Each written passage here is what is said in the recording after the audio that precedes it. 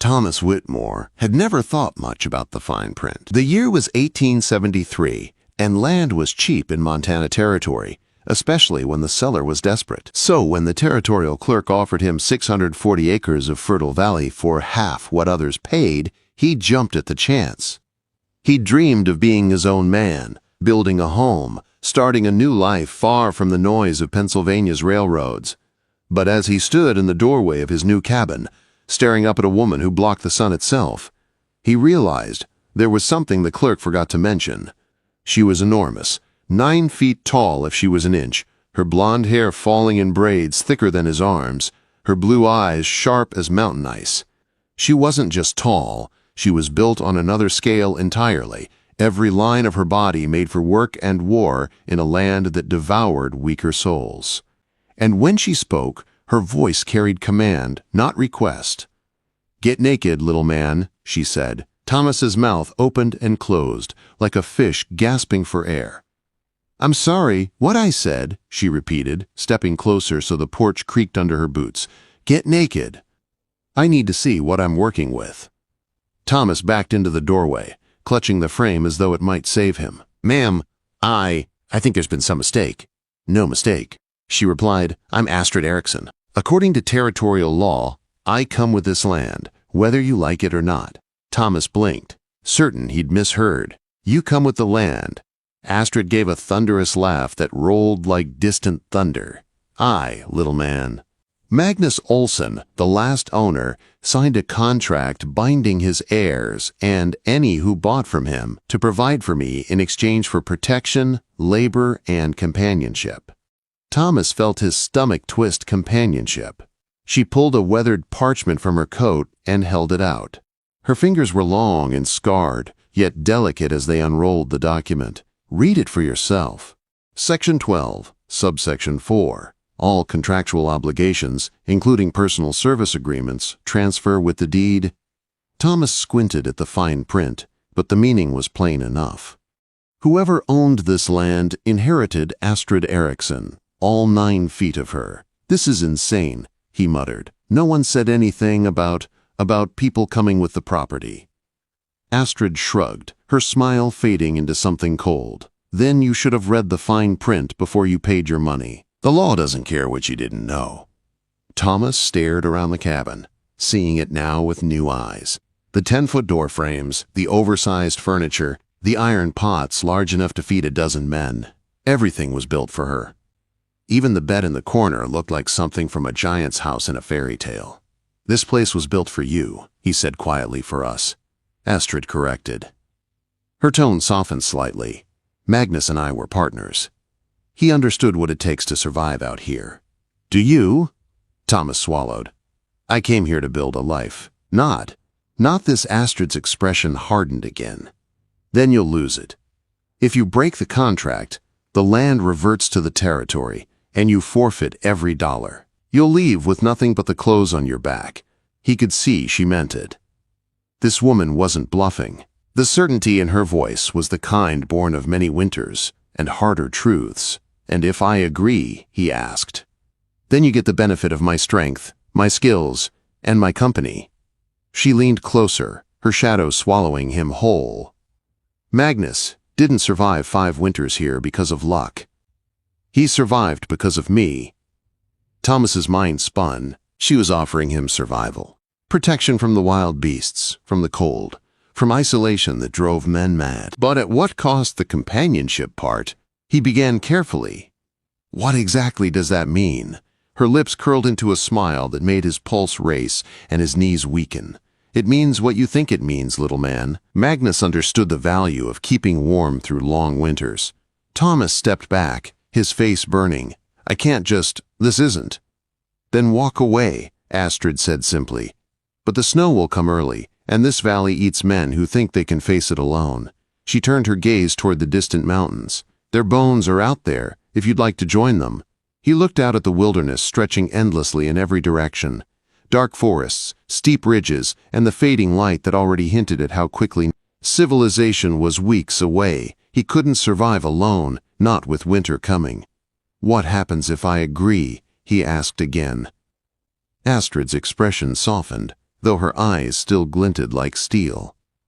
"Then I'll protect you as I did Magnus. I'll build with you, fight beside you, and teach you how to stay alive out here. But once you agree, there's no turning back." The contract becomes binding in law, and in spirit, Thomas hesitated only a moment longer before stepping aside and gesturing toward the open doorway. "All right." "Inside?" Then Astrid nodded once. "Good. But understand this, little man. Once you invite me in, your life changes forever." As she ducked through the doorway, the cabin seemed to shrink around her. The air grew heavy with the scent of pine and smoke and something wild that clung to her skin. Thomas felt the weight of what he'd agreed to, a partnership that defied reason, law, and perhaps even nature itself. He watched her move about the cabin with ease, her head nearly brushing the rafters, and realized something strange. He was no longer afraid. Terrified, yes, but fascinated too. He had come to Montana for freedom and found himself bound to a woman who could crush him with her hands or keep him alive with her strength. And somewhere deep down, beneath the fear, he wondered which she would choose. Thomas barely slept that first night. The sound of the wind, howling through the pines, mingled with the heavy creak of the cabin as Astrid moved about, her presence filling every corner of the space. When morning came, he found her already outside, splitting wood as if each swing of her axe was cutting through the sky itself. "Morning, little man," she said without looking up. Her voice rolled like distant thunder. "You slept late." Thomas rubbed his neck. "Didn't think I'd be sharing a roof with a legend," Astrid chuckled. "Not a legend. Just a woman who learned to survive when the world decided not to make room for her." He watched her drive the axe into another log, sending it flying in 2 perfect halves. "You really expect me to pay $50 a month?" he asked. "That's the contract." She looked at him with calm certainty. Magnus did. "So will you," Thomas sighed. "I could barely afford the land." "Then you'd better learn fast how to make it pay for itself." The next few days were a blur of labor and lessons. Astrid taught him to track, to read the sky, to build a fire in wind and rain. She moved with purpose, graceful despite her size, strong yet patient. Thomas tried to keep up, and though he failed often, she never mocked him. Each correction came with quiet firmness. "Out here," she said one evening as they repaired a broken fence, "pride kills faster than wolves." Quote. As the sun set, painting the mountains in crimson light, Thomas found himself watching her with something new, not fear, not awe, but respect. That night, as they sat by the fire, Astrid spoke softly, her eyes reflecting the flames. "Magnus was a good man. He treated me fair.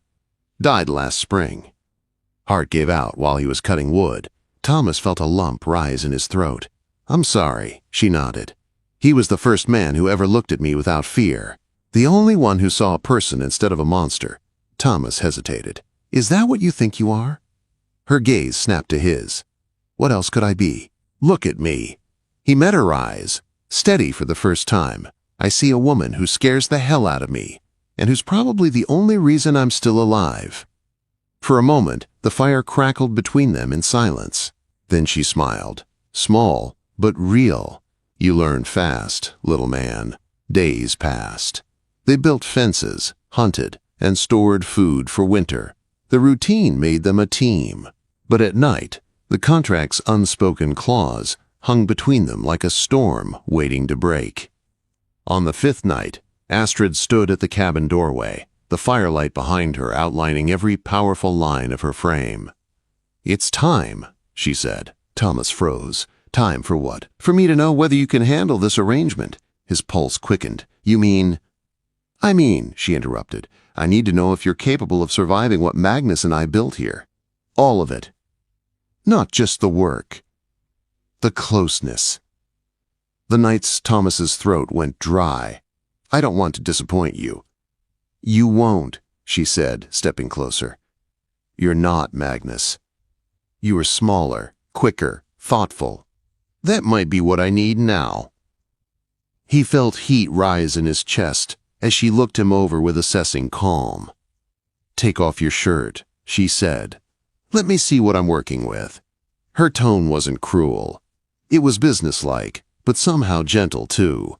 Thomas obeyed, feeling the chill of the cabin air on his skin. Astrid studied him like a craftsman examining raw material. "Lean, not strong yet," she said softly. "But your eyes, they don't quit."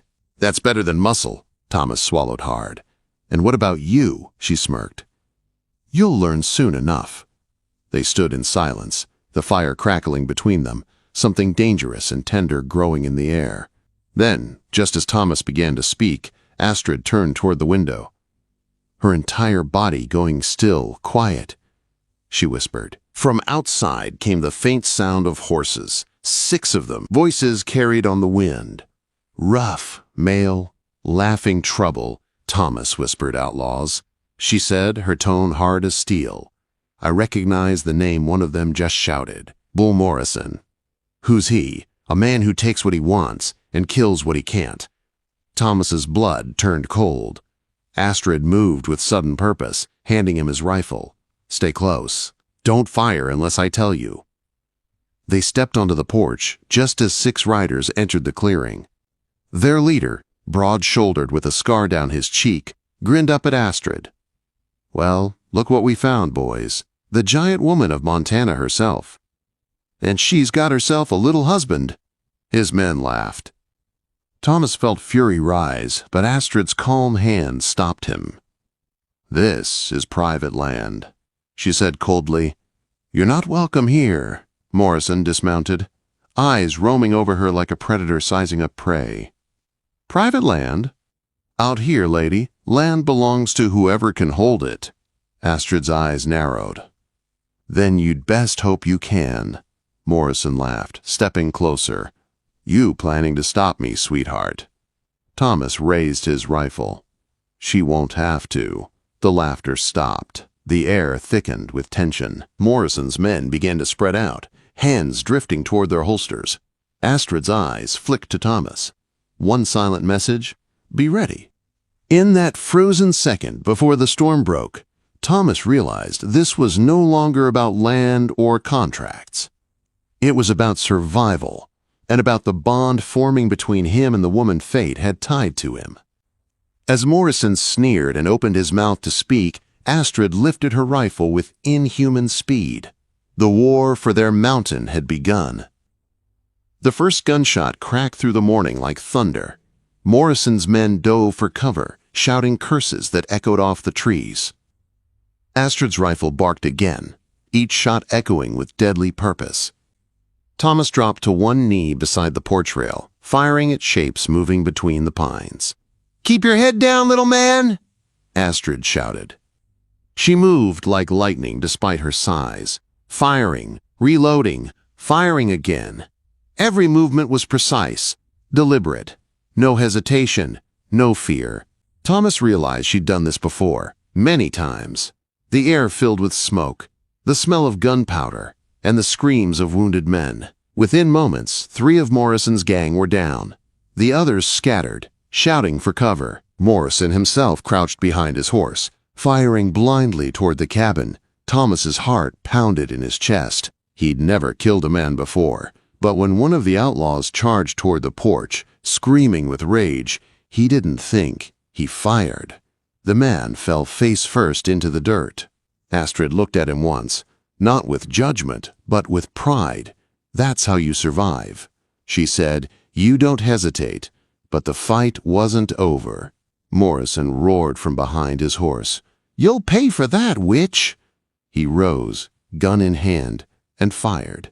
The bullet whistled past Astrid's shoulder, splintering the wood beside Thomas's head. She didn't flinch. Her next shot found Morrison's thigh, dropping him to one knee. "Stay down," she warned, but Morrison wasn't the kind of man who listened. Snarling, he grabbed Thomas, dragging him upright and pressing a pistol to his head. "Drop it, lady, or I'll paint your cabin with his brains!" Astrid froze. For a heartbeat, her face went cold and unreadable. Thomas felt the gun tremble against his temple. "Don't," he whispered. "Don't give him what he wants." Astrid's eyes locked on Morrison's, calm as stone. "You think I can't make that shot?" Morrison laughed, half crazed with pain and fury. "You'll kill him too." Quote. Her reply came like a whisper of death. "Number, I won't." The next instant, her rifle cracked. Morrison's body went limp, his pistol falling harmlessly into the dust. The bullet had passed through his eye clean as a needle. Thomas stumbled free, gasping. Astrid lowered her rifle and exhaled once. "Told you," she said simply. The clearing went quiet except for the moan of wind through the trees.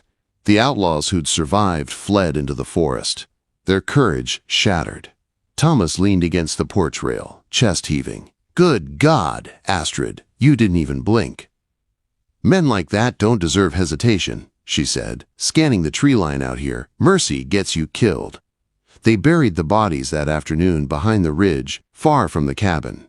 Astrid worked in silence, her movements efficient and practiced. Thomas helped where he could, though his hands shook from adrenaline. When it was done, the two of them stood over the fresh earth. The mountains were quiet again, the sun dipping low. "Was it always like this?" he asked softly. Astrid nodded. "Magnus and I fought off men like Morrison every few years. This land draws both dreamers and devils. The dreamers build, the devils take. It's always been that way." Thomas looked up at her, the giant woman who'd saved his life, his land, and maybe his soul. "You could have killed me with that shot." "I could have," she agreed. "But I didn't. I never miss." That night, they sat by the fire, no words for a long time, just the crackle of flames and the soft hum of wind outside. Then Thomas said quietly, "I think I understand now why Magnus kept you close. It wasn't just survival, was it?" Astrid's eyes flicked to him. "You're learning." "It was trust," he said. "The kind you can't buy, the kind that makes you stronger than the wilderness." She smiled faintly, then looked away. "And what do you want from this arrangement, little man?"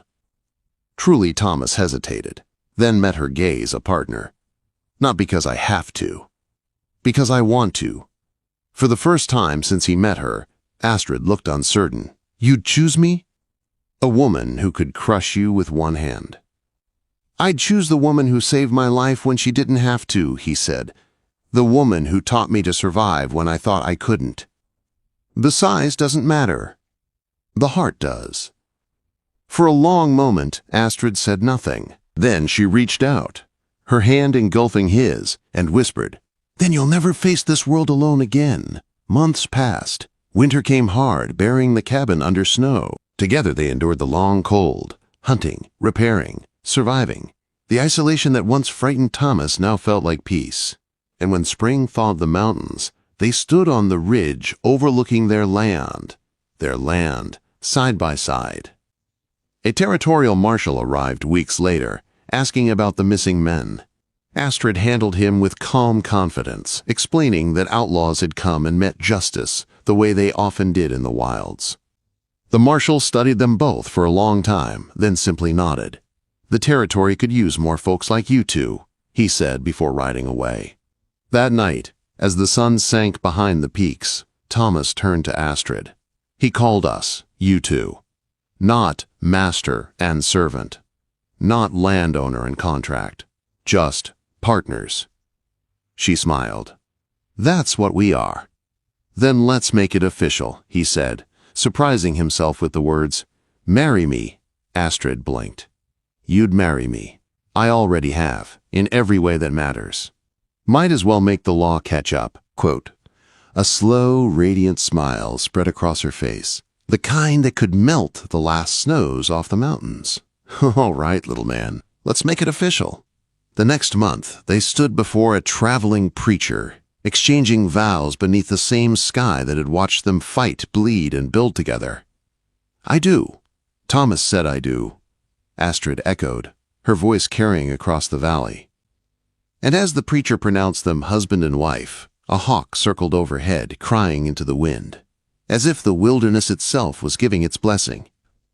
From that day on, folks in Montana spoke of the giant woman and the little man who tamed a mountain together. Not with guns or greed, but with loyalty and love that no storm could break. The man who came west seeking land had found something far rarer, a home, and a woman whose heart was as vast and wild as the country itself.